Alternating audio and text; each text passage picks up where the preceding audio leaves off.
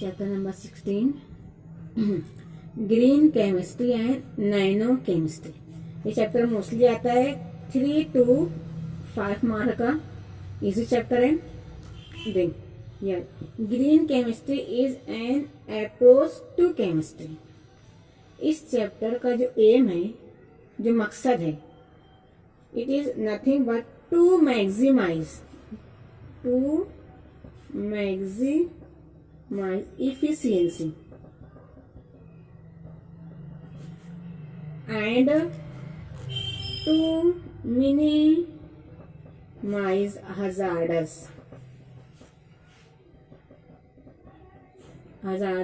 effects on human health as well as environment. Green chemistry इसे बताते हैं हमें।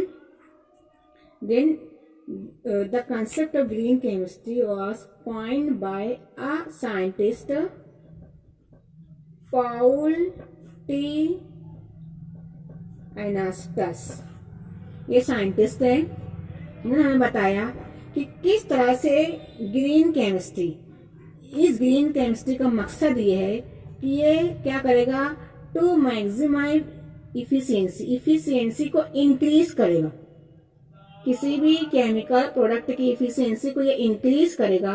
और क्या करेगा, ये जो प्रोडक्ट हमारे पास प्रोड्यूस्ड होगा तो उस प्रोडक्ट्स का जो हजार्डस, जो मुज़िर असरात रहेंगे, उस मुज़िर असरात को मिनिमाइज करेगा, कम करेगा, या तो कोशिश करेगा कि वो चीज खत्म हो जाए।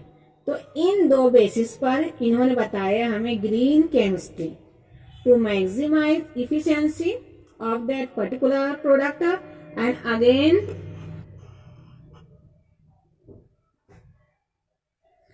क्या था ये, पॉल टी अनास्टस, इन्होंने बताया था हमें 2 इफेक्ट्स इस ग्रीन केमिस्ट्री को हमारे इसमें इंक्लूड करने के लिए। इन्होंने कहा है कि जो with help of this green chemistry, इसका एम, इसका मकसद ही है ये कि ये जो हमारे पास आता है बाय प्रोडक्ट, जो हमारा प्रोडक्ट आता है with help of different chemical reaction से, तो उसकी जो उसकी इफिशियंसी को मैक्सिमाइज मीन्स इंक्रीज करेगा। और जो उसका रहता है बाय प्रोडक्ट, उसमें जितने हजार्डस सब्सटेंस रहते हैं, हजार्डस पीपीटीज रहती हैं, तो उन तमाम को मिनिमाइज करेगा। क्योंकि अगर वो हजार्डस सब्सटेंस विद जो रहता है बाय प्रोडक्ट में, अगर वो प्रेजेंट रहेगा इन आवर एनवायरनमेंट, तो हमारे लिए ह्यूमन हेल्थ के लिए हजार्डस हो सकता है। तो उन तमाम चीजों को इन्होंने क्या करा है, डिक्रीज करने की कोशिश करें। अब देखते हैं, green chemistry is the use of chemistry for pollution prevention. ये क्या करेगा, with help of green chemistry हम आलूदगी को कम कर सकते हैं जितनी इन्वायरमेंट के अंदर प्रेजेंट रहती है, by environmentally conscious.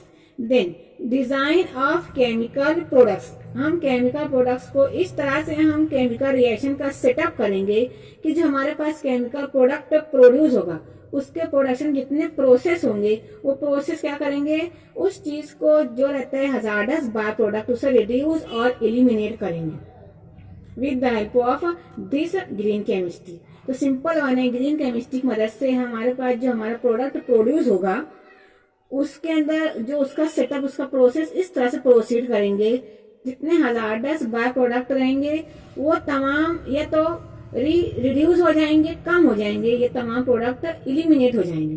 Therefore we can say that green chemistry is the use of chemistry for pollution prevention by environmentally conscious design of chemical products and processes that reduce or eliminate the use or generation of hazardous substances. Again, क्या कहता है ये, to reduce the impact of energy crisis. किसे करेगा ये, to reduce the impact of energy crisis. Then pollution and to save natural resources.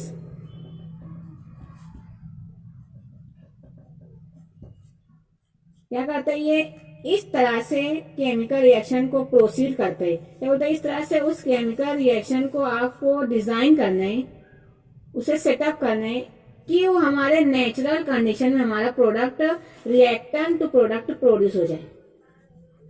Reactant goes to product हमारा naturally condition में, means natural condition means at natural temperature as well as natural pressure की ही presence में हमें reactant product produce हो जाए। हमें इस रिएक्टेंट को एक्स्ट्रा एनर्जी ना प्रोवाइड करना पड़े, मीन्स हमें इस रिएक्टेंट प्रोडक्ट हासिल करने के लिए इस रिएक्टेंट को हीटिंग ना देना पड़े, बल्कि उसका प्रोसेस, उसका सेटअप इस तरह से हो जाए कि रिएक्टेंट प्रोडक्ट हमें नेचुरल कंडीशन में ही प्रोड्यूस हो जाए। अगेन सस्टेनेबल डेवलपमेंट देखते हैं। Sustainable development is development that meets the needs of the present without compromising the ability of future generations to meet their own need. Sustainable development has been continued to evolve as that protecting the world's resources.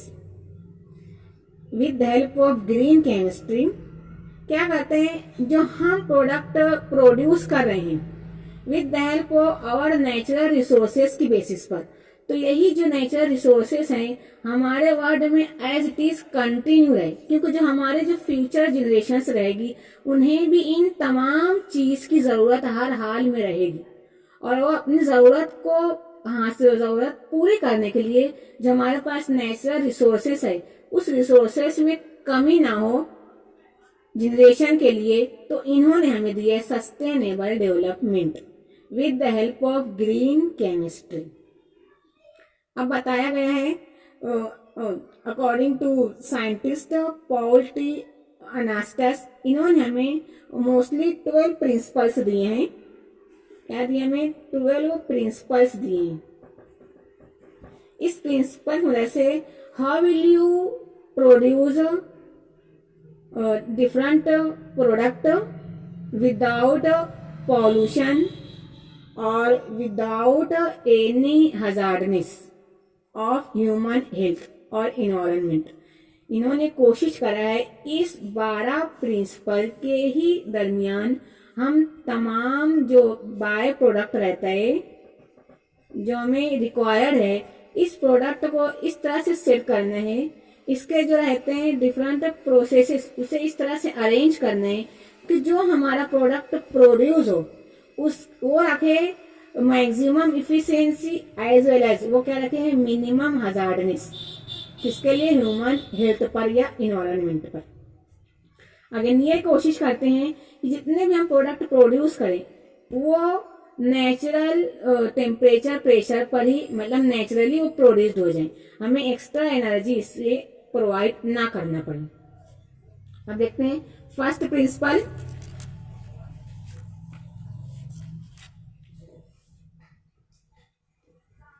Number 1, prevention of waste और byproducts. First principle 12 principles दिए। First principle होता है prevention of waste और by product. इन्होंने क्या कहा है? To give priority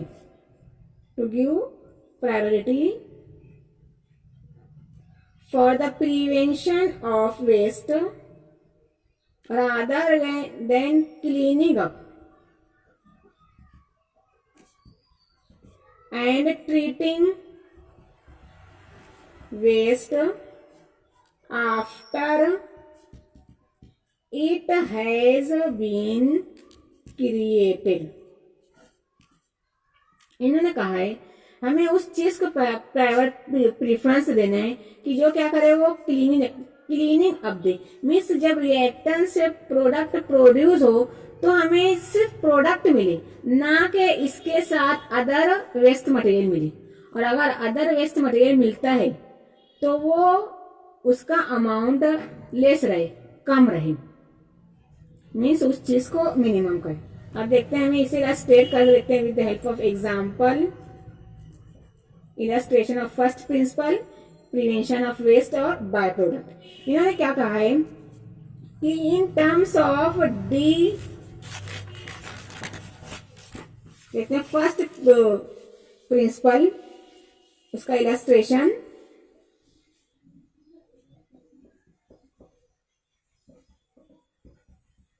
illustration क्या क्या कहा है ये, to develop the zero waste technology, zero waste technology, short form क्या होता है, जीरो ZWT। ये टेक्नोलॉजी क्या होती है, ये हमें बताते हैं कि किस तरह से हम प्रिवेंट करेंगे जो वेस्ट होता है, जो हमारे लिए हजार्डस हो सकता है, उसको हम किस तरह से लेस और नियरली खत्म कर सकते हैं। तो उन्होंने कहा हमें, अगेन जो हमारा ग्रीन केमिस्ट्री, इसका एम होता है to use the waste product of one system as the raw material for other system. हमारे पास आता है रिएक्टेंट गोज टू प्रोडक्ट, अगर इसके साथ कुछ हमें मिलता है इसका वेस्ट या बाय प्रोडक्ट, तो इस वेस्ट या बाय प्रोडक्टों को नेक्स्ट प्रोडक्ट के प्रोड्यूस करने के लिए रीयूटिलाइज कर लिया जाए, अगेन इसको यूज किया जाए, ना कि इसे एज इट इज इन्वायरमेंट में डाल दिया जाए। अगर ये रहता है एज इट इज इन्वायरमेंट में तो ये हमारे लिए हजार्डस हो सकता है, क्योंकि अगर आप लोग देखते हो पॉलीथीन जो रहती है बैग्स, ये हमारे लिए हजार्डस है, इसके हमारे इन्वायरमेंट में डिजोल्व मतलब डिस्ट्रॉय नहीं हो पाती, बल्कि हमें उससे रीयूज कर सकते हैं, mostly polythene bottles, polythene bag वगैरह का। तो अगेन फॉर एग्जाम्पल इस वेस्ट और बाय प्रोडक्ट को हम रीयूटिलाइज कर सकते हैं अदर प्रोडक्ट के प्रोडक्शन के लिए। देखते हैं इसकी एग्जाम्पल। फर्स्ट लेते हैं बॉटम ऐश